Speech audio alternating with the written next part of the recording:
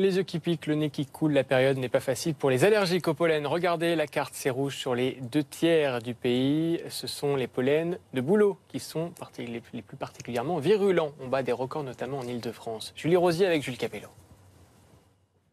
C'est un geste qu'elle répète ces derniers temps, plusieurs dizaines de fois chaque jour. Sabine Tordeux est allergique au pollen. Son quotidien est particulièrement pénible depuis le retour du printemps. Toujours un paquet de mouchoirs dans le sac. Je pleure également souvent, donc c'est assez désagréable, surtout quand on travaille. Pour soulager ses symptômes, elle a fait installer chez elle cette machine, un purificateur d'air qui rend l'atmosphère de son appartement moins propice aux allergies.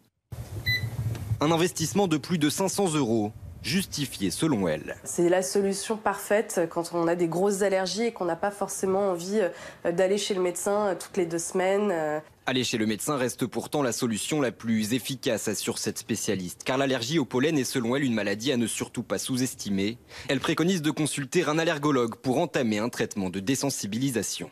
Pour les pollens d'arbres, il faudra le commencer à peu près en octobre et le suivre à peu près jusqu'au mois d'avril pour anticiper et essayer de rendre le corps tolérant à ces pollens. En plus de ces traitements en amont, des petits gestes au quotidien peuvent limiter les effets du pollen sur les allergiques. Il est ainsi conseillé d'éviter les activités sportives en plein air ou encore d'aérer sa maison seulement tôt le matin ou tard le soir.